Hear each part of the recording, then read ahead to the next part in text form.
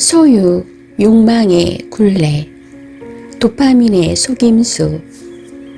인간은 본능적으로 생존과 번식을 최우선으로 하는 존재입니다. 이러한 본능은 우리의 욕망이 끊이지 않는 이유를 설명해 줄 수 있습니다. 과거 원시 시대에는 생존을 위해 지속적으로 자원을 확보해야 했고, 이는 불확실한 미래를 대비하는 태도로 우리 유전자에 새겨졌습니다.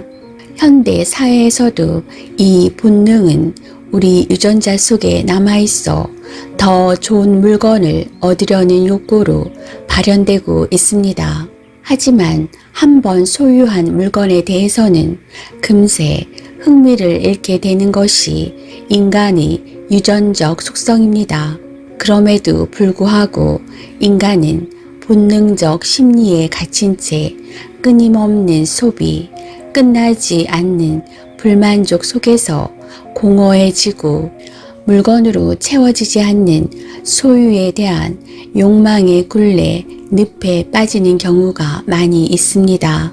유전적 요인, 도파민과 보상의 반복, 행동을 조절하는 신경 전달 물질 중 하나인 도파민은 새로운 물건이나 경험을 얻었을 때 우리에게 극적인 쾌감을 줍니다. 그러나 도파민의 특징은 지속성이 아니며 도파민이 주는 쾌감은 일시적이며 시간이 지나면 자극에 둔감해집니다. 이로 인해 사람들은 동일한 만족을 느끼기 위해 더 자극적이고 새로운 물건을 찾게 됩니다. 이것을 도파민 추구 행동이라고 부르며 본능적으로 반복되는 패턴입니다. 심리적 요인, 쾌락의 쳇바퀴. 쾌락이 쳇바퀴는 인간이 처음에는 특정 상황에서 큰 만족을 느끼지만 시간이 지나면 그 만족도가 점점 감소하고 원래의 상태로 되돌아가는 현상을 말합니다. 예를 들어 새로 산 고가의 스마트폰은 처음에는 큰 기쁨을 주지만 곧 평범한 일상의 일부가 되어버립니다. 이는 새로운 자극에 바로 적응하는 인간의 심리적 특성과 호르몬의 도파민 영향 때문입니다. 사회적 압력, 비교와 소비 문화. 현대 사회는 물질적 성공을 행복의 기준으로 삼는 경향이 아주 강합니다. 특히 SNS와 같은 플랫폼은 끊임없이 타인과 자신을 비교하게 만듭니다. 다른 사람이 새로운 물건을 SNS에서 자랑하면 우리는 무의식적으로 자기 자신이 부족하다고 느끼고 더 많은, 더 좋은 물건을 갈구하게 되고 타인의 물질적 풍요로운 삶을 부러워합니다. 이러한 비교는 본능적 경쟁심과 결합해 끝없는 소비로 이어지고 자신의 삶을 황폐하게 만드는 소유, 욕망의 굴레에 발을 들여놓게 됩니다. 소유, 욕망의 굴레에서 벗어나기, 내적 만족으로의 전환, 끊임없는 소비와 불만족의 악순환을 끊으려면 외적인 자극이 아닌 내적 만족과 내적 가치를 중심으로 전환할 필요가 있습니다. 이는 단순히 물건을 덜 사고 절약하는 차원을 넘어 자신의 삶을 더 의미 있고 충만하게 만드는 근본적인 변화입니다. 우리 인간의 본능적, 유전적 심리에 대한 고찰을 통해 소유, 욕망의 굴레, 물질적 소유가 삶에 참다운 행복과 만족감을 줄 수 없음을 통찰하고 우리 삶을 진정으로 풍요롭고 긍정적 에너지로 가득하게 하기 위한 노력과 실천이 필요합니다. 자아 탐색과 진정한 가치 찾기. 우리는 종종 외부 환경과 사회적 기준에 의해 자신의 가치를 정의합니다. 하지만 내적 만족을 위해서는 자신이 진정으로 중요하게 여기는 삶의 가치와 목표를 발견해야 합니다. 내가 진정으로 원하는 것은 무엇인가? 나는 어떤 상황에서 가장 행복을 느끼는가? 와 같은 질문을 매 순간 스스로에게 던져보며 진정한 자기 자신의 행복과 가치를 찾아갈 수 있습니다. 삶의 가치 우선순위를 정하여 물질적 소유보다는 가족, 건강, 내적 성장과 같은 내적인 가치를 우선시하는 삶의 목표를 정립해야 합니다. 경험 중심의 삶으로 전환. 연구에 따르면 물질적인 소유보다 경험에서 오는 행복이 더 오래 지속된다고 합니다. 경험은 우리의 정체성과 연결되며 추억으로 남아 내적 만족감을 증대시켜 줍니다. 새 가방을 사는 대신 요가 클래스에 등록하거나 가족과 주말 여행을 계획하는 겁니다. 꼭 특별한 이벤트가 아니어도 사랑하는 이들과 함께 혹은 혼자서라도 매일의 커피 한 잔, 아침 산책처럼 소소한 일상의 순간에서 즐거움을 찾으며 그 과정 안에서의 행복감이 내재화될 수 있도록 노력이 필요합니다. 매 순간 감사하며 현재의 충만함 느끼기. 감사는 우리가 이미 가진 것에 대해 만족감을 느끼게 해주는 강력한 도구입니다. 매일 저녁 3가지 감사한 일을 기록하는 감사 일기 쓰기도 아주 훌륭한 방법이 될 수 있습니다.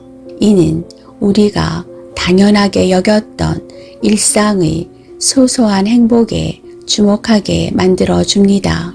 내가 부족한 것에 포커스를 맞추지 말고 내가 이미 갖고 있는 것에 초점을 두는 생각의 전환이 필요합니다. 사회적 비교, 외적 자극에서 벗어나기.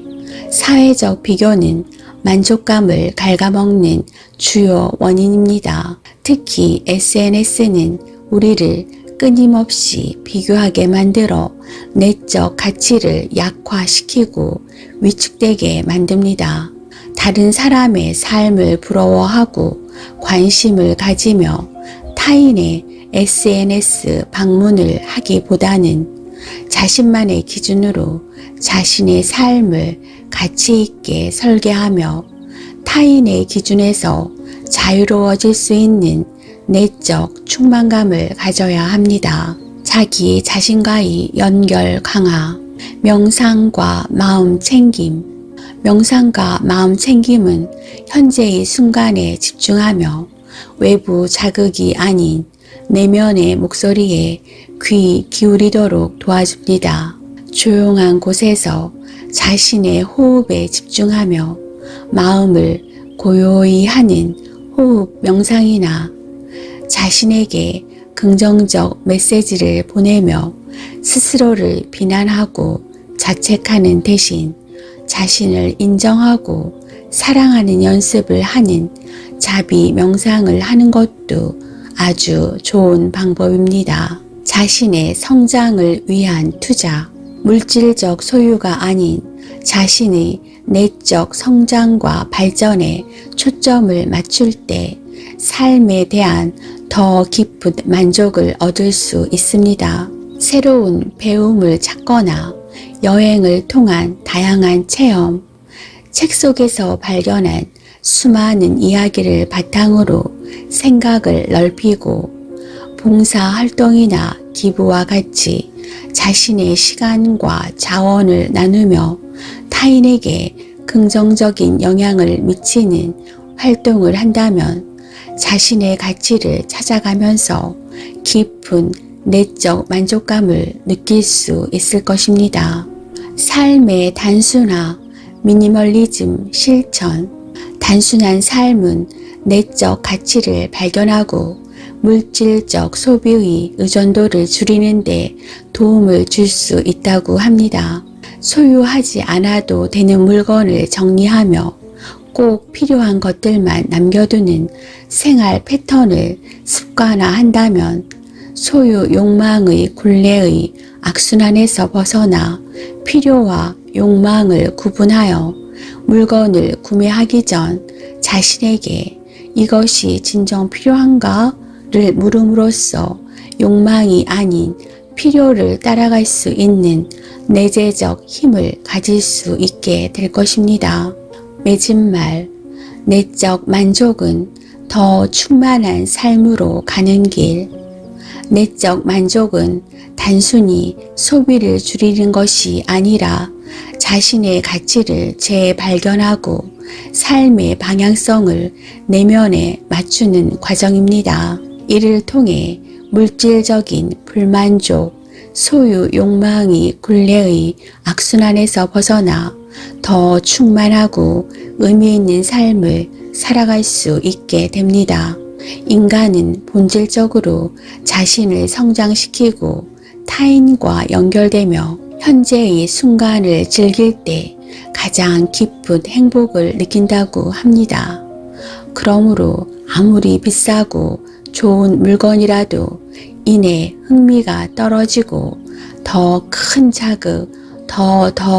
자극을 원하는 도파민의 지속성 없는 가짜 행복의 속임수, 소유 욕망의 굴레에서 벗어나 진정으로 삶을 충만하고 행복하게 하고 긍정적 에너지를 오래 유지하게 하는 내면의 목소리에 귀 기울이고 내적 경험과 사랑이 바탕이 되는 배려와 봉사를 통해 여러분과 제가 우리의 삶을 아름답게 살아가길 희망하며 응원합니다.